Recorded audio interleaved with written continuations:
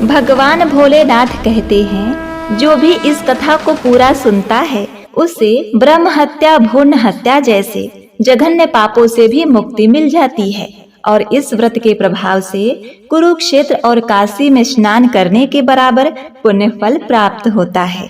घर परिवार धन धान और खुशियों से भर जाता है। एक बार शिव जी कैलाश में वट वृक्ष के नीचे बैठे हुए थे। वही माँ पार्वती तुलसी नवमंजरी सहित श्री नारायण की पूजा कर रही थी और अपने आराध्य श्री विष्णु जी की पूजा होते हुए देखकर महादेव प्रफुल्लित हो रहे थे। सावन सोमवार और एकादशी व्रत का अच्छा मौका जानकर शिव पत्नी माता पार्वती विष्णु पूजा से निवृत्त होकर शिव जी के पास आईं। गंगा जल से उनके चरणों को धोकर उन्हें बेल पत्र और पुष्प अर्पित करते हुए दंडवत प्रणाम किया। अपनी अर्धांगिनी देवी पार्वती को आया जानकर शिव जी ने उनका बहुत आदर सत्कार किया और अपनी बाईं ओर बैठने के लिए आसन दिया। पार्वती जी प्रसन्न होकर शिव जी के पास बैठ गईं।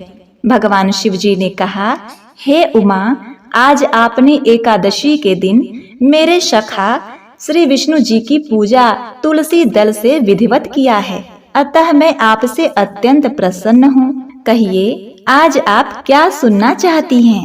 पार्वती जी हंसकर प्रिय वचन में बोली, हे महादेव, आपकी महिमा तीनों लोकों में विख्यात है। चर अचर नाग मनुष्य और देवता सभी आपके चरण कमलों की सेवा करते हैं, अतः जो एकादशी की कथा सब लोगों का हित करने वाली है उसे आप विस्तार पूर्वक आप मुझसे कहिए। और हे प्रभु, इस दिन तुलसी पूजन और उसकी मंजरी से भगवान श्री नारायण की पूजा क्यों की जाती है, यह भी बताने की कृपा करें। भगवान शिव जी ने कहा, हे देवी पार्वती, उमा, आज कामिका एकादशी का व्रत है, साथ ही सावन का दूसरा सोमवार, जो बड़ा विशेष संयोग है। और श्री विष्णु मेरे सखा हैं, क्योंकि यह एकादशी श्री नारायण की अत्यंत ही प्रिय है। इसकी कथा को सुनने वाला सभी दुखों से मुक्त हो, धन पुत्र ऐश्वर्य तथा अंत में मोक्ष प्राप्त करता है। यह विशेष इसीलिए है क्योंकि इस एकादशी का व्रत करने वाला प्राणी धनवान खुशहाल रहता है, उसके घर में अन्न की कमी नहीं होती। अब मैं आपको कामिका एकादशी व्रत की दुर्लभ कथा महिमा सुनाता हूँ। एक समय युधिष्ठिर महाराज भगवान श्री कृष्ण से पूछते हैं कि हे पुरुषोत्तम, आपकी दया से मैंने देवशयनी एकादशी का महत्व जाना। अब कृपा कर आप मुझसे सावन मास के कृष्ण पक्ष में आने वाली एकादशी के विषय में बताइए और इसकी कथा सुनाइए। युधिष्ठिर महाराज का प्रश्न सुनकर भगवान श्री कृष्ण मुस्कुराए और उत्तर दिया कि हे राजन, एक समय जीवों के कल्याण के लिए नारद मुनि ने यह प्रश्न अपने पिता ब्रह्मा जी से किया था। ब्रह्मा जी ने उन्हें जो वर्णन किया वह मैं आपको सुनाता हूँ, ध्यान पूर्वक सुनिए। नारद जी ने ब्रह्मा जी से कहा, हे परम पितामह, क्या आप मुझे सावन मास के कृष्ण पक्ष में आने वाली एकादशी के विषय में बता सकते हैं? ब्रह्मा जी ने कहा, हे पुत्र नारद, सावन कृष्ण पक्ष में आने वाली एकादशी का नाम कामिका एकादशी है। इसकी महिमा इतनी दिव्य है कि इसके श्रवण मात्र से अश्वमेघ यज्ञ का फल प्राप्त होता है। इस दिन जो व्यक्ति तुलसी दल से भगवान श्री हरि की पूजा करता है उसे स्वर्ण और चांदी दान करने के समान फल प्राप्त होता है। कामिका एकादशी के दिन तुलसी पूजन का विशेष महत्व है। इस दिन भगवान केशव को नव अंकुरित तुलसी मंजरी अर्पित करनी चाहिए। जो व्यक्ति ऐसा करता है वह अपने पूर्व और वर्तमान के सभी पापों से मुक्त हो जाता है। पौराणिक कथा के अनुसार प्राचीन समय में एक गांव में एक पहलवान रहता था। वह दिल का बेहद अच्छा इंसान था, लेकिन उसका स्वभाव बहुत क्रोध करने वाला था, इसीलिए उसकी कभी कभी किसी से बहस हो जाती थी। एक बार उसने एक ब्राह्मण से झगड़ा कर लिया। वह सामने वाले पर इतना क्रोधित हो गया कि उसने ब्राह्मण की हत्या ही कर दी, जिसकी वजह से पहलवान पर ब्राह्मण हत्या का दोष लग गया। इस दोष से बचने और पश्चाताप करने के लिए वह उसके अंतिम संस्कार में शामिल हुआ, लेकिन अन्य ब्राह्मणों ने पहलवान को वहां से भगा दिया। इसके बाद पंडितों ने ब्राह्मण की हत्या का दोषी मानते हुए पहलवान का सामाजिक बहिष्कार कर दिया। ब्राह्मणों ने पहलवान के घर के सभी तरह के धार्मिक कार्य करने से इनकार कर दिया। इसके बाद वह पहलवान बेहद परेशान हुआ और उसने एक साधु से पूछा कि वह कैसे इस पाप से मुक्त हो सके। तो उस साधु ने कहा, हे वत्स, तुमने ब्राह्मण की हत्या की है, इसीलिए तुम्हारे ऊपर ब्रह्म हत्या का दोष लगा है। तुम्हें इस दोष की मुक्ति के लिए सावन माह में आने वाली कामिका एकादशी का व्रत करना चाहिए। पहलवान ने कामिका एकादशी का व्रत विधि विधान से किया। उसके बाद एकादशी की रात में ही पहलवान श्री हरि के मूर्ति के पास भूमि पर शयन कर रहा था, तो स्वप्न में भगवान श्री हरि विष्णु ने उसे दर्शन दिया और कहा, तुम ब्राह्मण हत्या के दोष से मुक्त हो गए हो। स्वप्न में भगवान के दर्शन कर वह पहलवान बहुत ही प्रसन्न हुआ और ब्राह्मण हत्या के दोष से मुक्त हो गया तथा इस प्रकार वह एकादशी का व्रत करते हुए अंतकाल में विष्णु लोक को गया। माँ पार्वती ने आगे कहा, हे प्रभु, अब आप मुझे यह बताने की कृपा करें कि आज कामिका एकादशी के दिन तुलसी दल से भगवान की पूजा का इतना विशेष महत्व क्यों है। तब भगवान शंकर ने कहा, हे उमा, एक समय धर्मध्वज राजा की पुत्री के रूप में तुलसी जी अवतरित हुई थी। उस समय भगवान नारायण की तपस्या हेतु वो अनेकों तीर्थों स्थानों में भ्रमण कर रही थी। तब गंगा जी के तट पर उन्होंने भगवान श्री कृष्ण के ध्यान में मग्न गणेश जी को देखा। अत्यंत सुंदर पीतांबरधारी शुद्ध और ध्यान मग्न गणेश जी को देखकर तुलसी उन पर मोहित हो गईं और उनसे विवाह करने की अपनी इच्छा उनके समक्ष प्रकट करी। तपस्या भंग होने पर भगवान गणेश बोले, हे देवी, आप कौन हैं? आपके यहाँ आगमन का क्या कारण है? क्या आप नहीं जानती तपस्वियों का ध्यान भंग करना पापजनक होता है। तब तुलसी जी ने कहा, मैं राजा धर्मध्वज की कन्या हूँ और योग्य पति प्राप्त करने हेतु यहाँ तपस्या करने आई हूँ। आपको देखकर मैं आपसे आकृष्ट हूँ और आपसे विवाह करना चाहती हूँ। तब गणेश जी बोले कि हे देवी, मेरी आपसे विवाह करने की कोई इच्छा नहीं है। कृपा करके आप मुझसे अपना ध्यान हटाकर किसी और योग्य वर की तलाश करने में लगाइए। गणेश जी के ऐसे वचन सुनकर तुलसी को क्रोध आ गया और बोली, आप मुझसे विवाह नहीं करना चाहते तो आपका विवाह 2 कन्याओं से होगा। ऐसा कहकर वो गणेश जी के गजमुख का उपहास करने लगी। तुलसी जी का यह रूप देखकर गणेश जी ने उनको श्राप दिया कि हे देवी, मैं आपको श्राप देता हूँ, आप असुर पत्नी बनोगी और उसके बाद एक वृक्ष बन जाओगी। अब यह सुनकर तुलसी जी को अपनी भूल का आभास हुआ और वह गणेश जी से प्रार्थना करने लगी कि वह अपना श्राप वापस ले ले। तब वे बोले, हे देवी तुलसी, तुम भगवान नारायण की प्रिया बनोगी। समस्त मनुष्यों के लिए तुम्हारे द्वारा किया गया पूजन लाभकारी होगा, परंतु मेरे लिए तुम हमेशा त्यागी रहोगी। इसके बाद आगे चलकर तुलसी शंखचूर्ण असुर की पत्नी बनी। भगवान नारायण की प्रिया तुलसी के पौधे के रूप में प्रकट हुई। श्रावण में तुलसी पूजन का विशेष रूप से महत्व है, क्योंकि वर्षा ऋतु में तुलसी का रोपण, सेवा और जल अर्पण करने से वह पवित्र ऊर्जा उत्पन्न करती हैं, जिससे वातावरण शुद्ध और रोग मुक्त हो जाता है। आगे भगवान भोलेनाथ ने कहा, हे पार्वती, इस दिन शंख चक्र गदा पद्मधारी विष्णु भगवान का हरि, माधव, मधुसूदन आदि नामों से पूजन किया जाता है। गंगा, काशी, नैमिषारण्य और पुष्कर स्नान के फल से अधिक विष्णु भगवान के पूजन का फल होता है।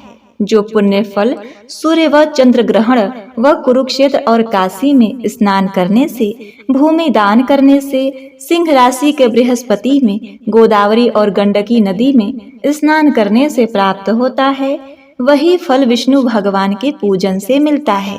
श्रावण मास में भगवान का पूजन करने से देवता, गंधर्व, सूर्य आदि सब पूजित हो जाते हैं।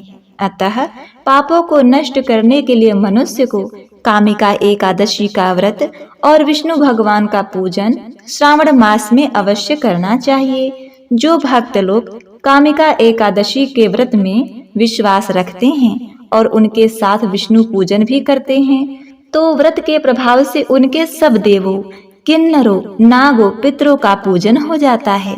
इसलिए मनुष्य को पापों से मुक्ति पाने के लिए यह व्रत नियमानुसार विधि पूर्वक करना चाहिए। भगवान ने स्वयं बताया है, आध्यात्म विद्या से जो पुण्य मनुष्य को प्राप्त होता है उससे अधिक पुण्य तो कामिका एकादशी के व्रत से मिल जाता है। यह व्रत मनुष्य को मरते समय नरक में जाने से बचाता है। इसके पुण्य प्रभाव से कुयोनि भी नहीं मिलती। जो व्रती इस एकादशी का व्रत करते हुए भक्ति पूर्वक तुलसी दल विष्णु भगवान को अर्पित करते हैं, वे पापों से दूर रहते हैं। श्री विष्णु भगवान रत्न, मोती, मणि तथा आभूषण आदि से इतने प्रसन्न नहीं होते जितने तुलसी दल से होते हैं। तुलसी दल पूजन का फल 4 भार चांदी और 1 भार स्वर्ण के दान के बराबर माना जाता है। भगवान शिव जी आगे कहते हैं, हे देवी पार्वती, मैं स्वयं भगवान की अति प्रिय तुलसी को सदैव नमस्कार करता हूँ। तुलसी को सींचने से मनुष्य की सब यातनाएं नष्ट हो जाती हैं। तुलसी के दर्शन मात्र से ही मानव के सब दुखों का विनाश हो जाता है। शरीर से तुलसी के स्पर्श करने से मनुष्य शुद्ध हो जाता है। तुलसी जल के स्नान से प्राणी की समस्त बाधाएं और यातनाएं समाप्त हो जाती हैं। जो श्रद्धा पूर्वक भगवान के चरणों में तुलसी अर्पित करता है वह भव सागर से मुक्त हो जाता है। कामिका एकादशी की रात्रि जागरण व दीप दान करने वालों को प्राप्त पुण्य फल का वर्णन करने में स्वयं चित्रगुप्त भी असमर्थ हैं। एकादशी व्रत के दिन प्रभु के समक्ष दीप जलाने वालों के पितर उस दिन स्वर्ग जाते हैं, तो उन्हें स्वर्ग जाने पर हजारों दीपकों की रोशनी प्राप्त होती है। आगे शिव जी कहते हैं, हे उमा, ब्रह्म हत्या तथा भ्रूण हत्या आदि पापों से नष्ट करने वाली इस कामिका एकादशी का व्रत मनुष्य को यत्न के साथ करना चाहिए। कामिका एकादशी के व्रत के महात्म को श्रद्धा से पढ़ने या सुनने वाला मनुष्य सब पापों से छूटकर विष्णु लोक को जाता है। इस प्रकार भगवान शिव जी के मुख से कामिका एकादशी की व्रत कथा को सुनकर देवी पार्वती अति हर्षित होती हैं और उन्हें बारंबार नमस्कार करती हैं। तो प्रेम से बोलिए, उमापति शिव शंकर भगवान की जय, श्री लक्ष्मी नारायण भगवान की जय। तो प्रिय भक्तों, अब आप सुनिए एकादशी माता की कथा, क्योंकि जब तक एकादशी वाले दिन एकादशी माता की कथा को न सुना जाए यह व्रत कथा अधूरी होती है। इस कथा को सुनने से ही एकादशी का व्रत पूर्ण माना जाता है। एक बूढ़ी माँ ने एक बार एकादशी का व्रत रखा, बड़ा ही भाव भक्ति से पूजा अर्चना की। उन्हें वृद्धावस्था में क्या बाधा थी, वे तो अपने पुत्र पौत्रों की सुख सुविधा के लिए व्रत रखने लगी थीं। वे दिन भर तो जरा कठोर मन करके अपने प्यास को रोके रहीं। दिन में पूजा पाठ किया, कथा सुनी और पंडित जी को मिट्टी के पात्र में भरकर पानी और ऋतु फल दान में दिए। दोना भर भर के बूरा शक्कर वितरण किया। उन्हें गर्मी के कारण बहुत बेचैनी हो रही थी। इस कारण से बड़ी देर तक पानी में पड़ी रहीं और पानी से कुल्ला करती रहीं, मुंह धोती रहीं। तब कहीं थोड़ा बहुत धैर्य बंध पाया। धूप तो तेज पड़ ही रही थी, इस कारण बार बार मुंह सूख रहा था। बूढ़ी माँ बहुत बेचैन हो रही थी। एक तो बुढ़ापा और दूसरा यह भयंकर गर्मी। वृद्धावस्था की स्थिति तो कुछ दूसरे ही प्रकार की होती है। जैसे तैसे रो धो के तो दिन कट पाया। अब पहाड़ सी रात सामने थी, उसका कटना बड़ा ही कठिन दिखाई दे रहा था। खटिया पर पड़े शांति नहीं मिल रही थी। वे बार बार करवट बदल रही थी। अनेक बार वे बाहर जाती और भीतर आती। उन्हें घर के अंदर शांति नहीं थी। पड़ी पड़ी एकादशी माता का स्मरण कर रही थी।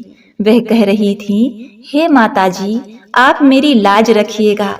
आप ही मुझे शक्ति दे दीजिएगा जिससे मैं भली भांति आपका व्रत कर सकूं। यह पहाड़ सी रात शांति पूर्वक व्यतीत हो सके। प्यास के कारण बुढ़िया माँ की बेचैनी तो बढ़ ही रही थी। उन्होंने धैर्य रखने का बहुत प्रयास किया, किंतु सहनशीलता की सीमा टूट गई और वे घबरा कर एकदम चिल्ला पड़ी और बोली, बचाओ बचाओ। अम्मा का चिल्लाना सुनकर परिवार भर के नर नारी, बच्चे और पड़ोसी एकत्रित होकर बूढ़ी अम्मा की खटिया के समीप पहुंच गए। सबने पूछा कि अम्मा जी, आपको क्या हुआ? आप क्यों चिल्ला रही हैं? आप इस वृद्धावस्था में यह कठिन व्रत क्यों कर रही हैं? अम्मा जी, शक्ति से ही भक्ति होती है। थोड़ी देर में फिर से वे बोली, अरे हमारे तो प्राण ही निकले जा रहे हैं। मेरी छाती पर ठंडे पानी का घड़ा रख दीजिए। नातियों ने दादी की छाती पर ठंडे पानी का पात्र रख दिया। तब कहीं उन्हें थोड़ा बहुत आराम मिला और थोड़ी देर के लिए उन्होंने अपनी आंखें बंद कर ली। एकादशी माता ने सोचा, यह बूढ़ी अम्मा तो है बहुत कठोर, जरा जाकर उसकी परीक्षा लेना चाहिए। वे आधी रात को मुर्गा बनकर टेर लगाने लगी। मुर्गे की आवाज सुनकर दादी जल्दी से उठी और बाहर जाकर आसमान की ओर देखा, किंतु आसमान में कहीं उन्हें प्रातःकालीन तारा दिखाई नहीं दिया। वे सोचने लगी, यह मुर्गा क्यों और कैसे बोल गया?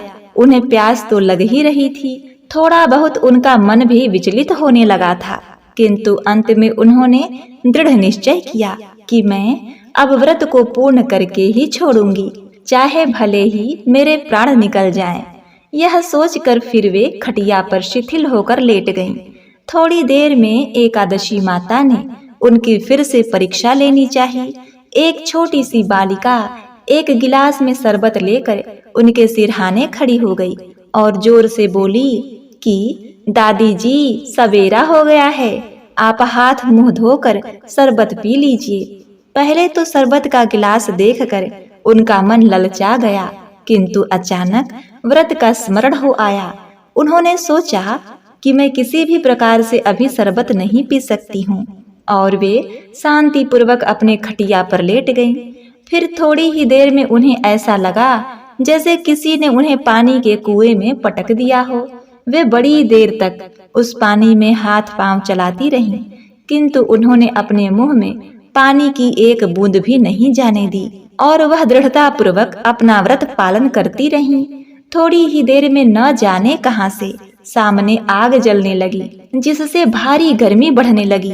प्यास के कारण उनके प्राण निकलने लगे, किंतु बूढ़ी अम्मा का कुछ भी नहीं बिगड़ पाया। वे जहाँ की तहाँ मुस्कुराती हुई बैठी रहीं। थोड़ी ही देर में बाहर प्रकाश दिखाई देने लगा। ऐसा लगा जैसे सवेरा हो गया हो। बूढ़ी अम्मा ने जब बाहर निकल कर देखा तो समझ गईं, अभी सवेरा होने में 3-4 घंटे की देरी है।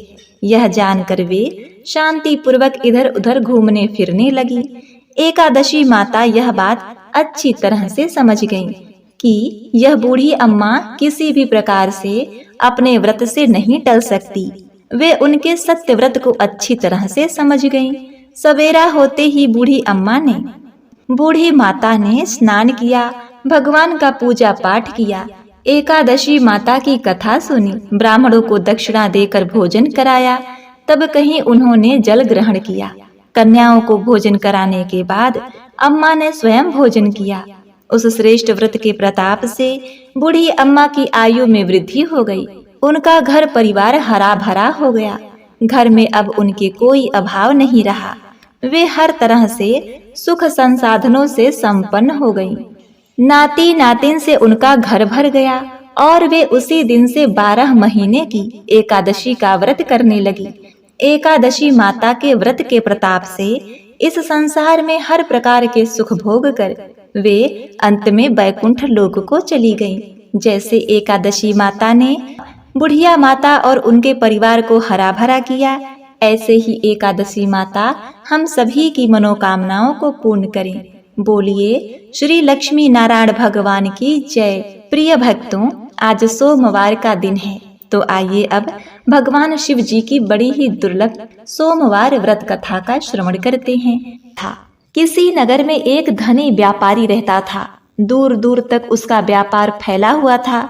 नगर के समस्त लोग उस व्यापारी का सम्मान करते थे। इतना सब कुछ संपन्न होने के बाद भी वह व्यापारी बहुत ही दुखी था, क्योंकि उसका कोई पुत्र नहीं था, जिस कारण अपने मृत्यु के पश्चात व्यापारी के उत्तराधिकारी की चिंता उसे सताती रहती थी।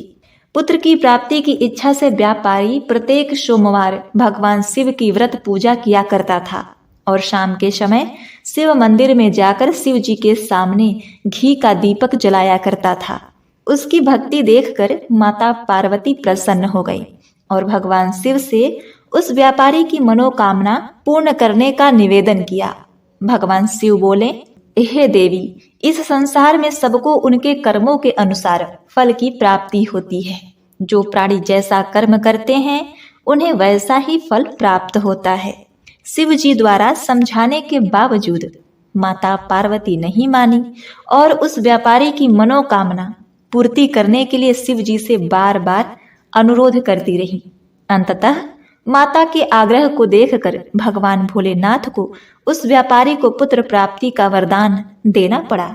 वरदान देने के पश्चात भोलेनाथ माता पार्वती से बोले कि हे उमा, हे देवी, आपके आग्रह पर मैंने पुत्र प्राप्ति का वरदान तो दे दिया, परंतु इस व्यापारी का पुत्र 16 वर्ष से अधिक समय तक जीवित नहीं रहेगा। उसी रात भगवान शिव उस व्यापारी के स्वप्न में आए और उसे पुत्र प्राप्ति का वरदान दिया और उसके पुत्र के 16 वर्ष तक जीवित रहने की भी बात बताई। भगवान के वरदान से व्यापारी को खुशी तो हुई, किंतु पुत्र की अल्प आयु की चिंता ने उसकी खुशी को नष्ट कर दिया। व्यापारी पहले की तरह सोमवार के दिन भगवान शिव का विधिवत व्रत करता रहा। कुछ महीनों के पश्चात उसके घर एक सुंदर बालक ने जन्म लिया। घर में खुशियां ही खुशियां भर गई। बहुत धूमधाम से पुत्र जन्म का समारोह मनाया गया, परंतु व्यापारी को पुत्र जन्म की अधिक प्रसन्नता न हुई, क्योंकि उसे पुत्र की अल्प आयु के रहस्य का पता था। जब पुत्र 12 वर्ष का हुआ तो व्यापारी ने उसे उसके मामा के साथ पढ़ने के लिए वाराणसी भेज दिया। लड़का अपने मामा के साथ शिक्षा प्राप्ति हेतु चल दिया। रास्ते में जहां भी मामा भांजे विश्राम हेतु रुकते वही यज्ञ करते और ब्राह्मणों को भोजन कराते। लंबी यात्रा के बाद मामा भांजे एक नगर में पहुंचे। उस दिन नगर के राजा की कन्या का विवाह था, जिस कारण पूरे नगर को दुल्हन की तरह सजाया गया था। निश्चित समय पर बारात आ गई, लेकिन वर का पिता अपने बेटे के एक आंख से काना होने के कारण बहुत ही चिंतित था। उसे भय था कि इस बात का पता चलने पर कहीं राजा विवाह से इनकार न कर दे, इससे उसकी बदनामी भी होगी। जब वर के पिता ने व्यापारी के पुत्र को देखा तो उसके मस्तिष्क में एक विचार आया। उसने सोचा, क्यों न इस लड़के को दूल्हा बनाकर राजकुमारी से विवाह करा दूं। विवाह के बाद इसको धन देकर विदा कर दूंगा और राजकुमारी को अपने नगर ले जाऊंगा। वर के पिता ने लड़के के मामा से इस संबंध में बात की। मामा ने धन मिलने के लालच में वर के पिता की बात स्वीकार कर ली। लड़के को दूल्हे का वस्त्र पहनाकर राजकुमारी से विवाह कर दिया गया। राजा ने बहुत सारा धन देकर राजकुमारी को विदा किया। शादी के बाद लड़का जब राजकुमारी के साथ लौट रहा था तो वह सच छुपा नहीं सका और उसने राजकुमारी की ओढ़नी पर लिख दिया कि राजकुमारी, तुम्हारा विवाह मेरे साथ हुआ था। मैं तो वाराणसी पढ़ने के लिए जा रहा हूँ और अब तुम्हें जिस युवक की पत्नी बनना पड़ेगा वह काना है। अब राजकुमारी ने अपनी ओढ़नी पर लिखा हुआ पढ़ा तो उसने काने लड़के के साथ जाने से इनकार कर दिया। राजा को जब यह सब बात पता लगी तो उसने राजकुमारी को महल में ही रख लिया और इधर लड़के वाले अपमानित होकर बारात वापस लेकर अपने घर चले गए और साहूकार का लड़का अपने मामा के साथ वाराणसी पहुंच गया। गुरुकुल में पढ़ना आरंभ कर दिया। जब उसकी आयु 16 वर्ष की हुई तो उसने यज्ञ किया। यज्ञ के समाप्ति पर ब्राह्मणों को भोजन कराया और खूब अन्न वस्त्र दान दिए। रात को वह अपने शयन कक्ष में सो गया। अब शिव जी के वरदान के अनुसार शयनावस्था में ही उसके प्राण पखेरु उड़ गए। अब देखिए, सूर्योदय पर मामा मृत भांजे को देखकर विलाप करने लगा, रोने पीटने लगा। आसपास के लोग भी एकत्रित होकर दुख प्रकट करने लगे। लड़के के मामा के रोने विलाप करने के स्वर समीप से गुजरते हुए भगवान शिव और माता पार्वती जी ने भी सुनी। माता पार्वती ने भगवान शिव से कहा, हे प्राणनाथ, मुझे इसके रोने के स्वर सहन नहीं हो रहे हैं। आप इस व्यक्ति के कष्ट को अवश्य दूर करिए प्रभु।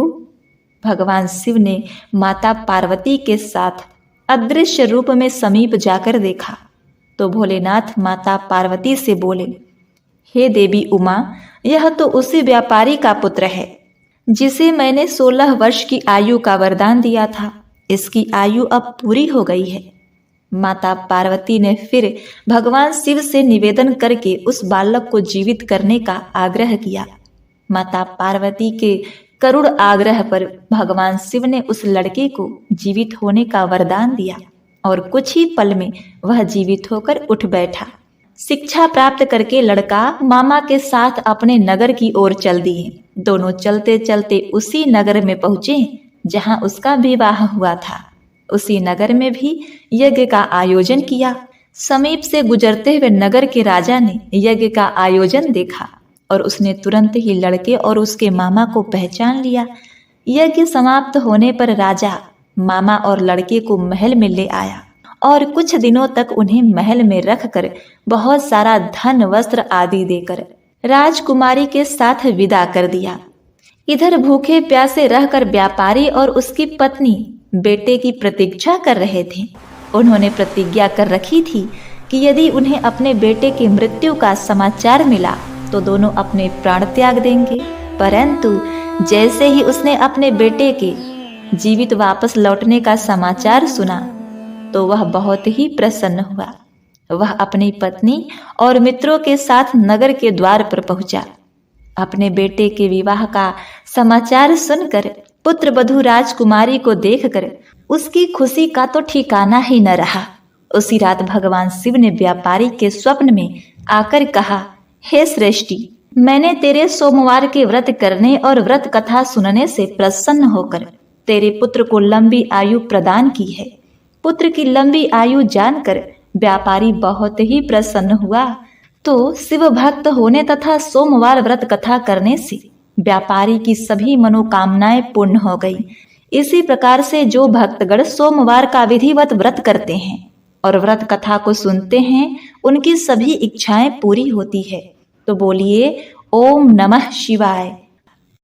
ओम जय जगदीश हरे, स्वामी जय जगदीश हरे, भक्त जनों के संकट क्षण में दूर करे। ओम जय जगदीश हरे, जो ध्यावे फल पावे, दुख विनसे मन का, सुख संपत्ति घर आवे, कष्ट मिटे तन का। ओम जय जगदीश हरे, माता पिता तुम मेरे, शरण गहूँ मैं किसकी, तुम बिन और न दूजा, आस करूं किसकी। ओम जय जगदीश हरे, तुम पूर्ण परमात्मा, तुम अंतर्यामी, परम ब्रह्म परमेश्वर, तुम सबके स्वामी। ओम जय जगदीश हरे, तुम करुणा के सागर, तुम पालन करता, मैं मूर्ख खल कामी, कृपा करो भरता। ओम जय जगदीश हरे, तुम हो एक अगोचर, सबके प्राणपति, किस विधि मिलो दयामय, मैं तुमको कुमति। ओम जय जगदीश हरे, दीन बंधु दुख हरता तुम रक्षक मेरे, करुणा हस्त बढ़ाओ द्वार पड़े तेरे। ओम जय जगदीश हरे, विषय विकार मिटाओ पाप हरो देवा, श्रद्धा भक्ति बढ़ाओ संतन की सेवा। ओम जय जगदीश हरे, श्री जगदीश जी की आरती जो कोई नर गावे, कहत शिवानंद स्वामी सुख संपत्ति पावे। ओम जय जगदीश हरे, स्वामी जय जगदीश हरे। ओम जय जगदीश हरे, भक्त जनों के संकट क्षण में दूर करे। ओम जय जगदीश हरे। प्रिय भक्तों, अंत में समस्त देवी देवता का सुमरन करते हुए इस कथा का समापन करते हैं। गोविंद जय जय गोपाल जय जय, गोविंद जय जय गोपाल जय जय, राधा रमन हरि गोविंद जय जय, ब्रह्मा की जय जय विष्णु की जय जय, ब्रह्मा की जय जय विष्णु की जय जय, उमापति शिव शंकर की जय जय, राधा की जय जय रुक्मिणी की जय जय, राधा की जय जय रुक्मिणी की जय जय, मोर मुकुट बंसी वाले की जय जय, गंगा की जय जय यमुना की जय जय, गंगा की जय जय यमुना की जय जय, सरस्वती त्रिवेणी मैया की जय जय, राम की जय जय श्याम की जय जय, राम की जय जय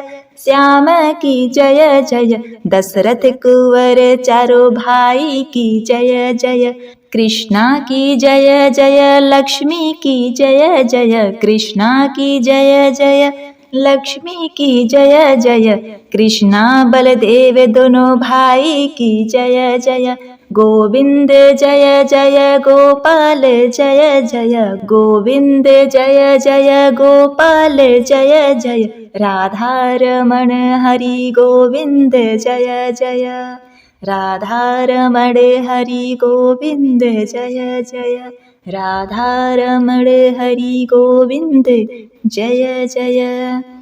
ओम नमो भगवते वासुदेवाय नमः।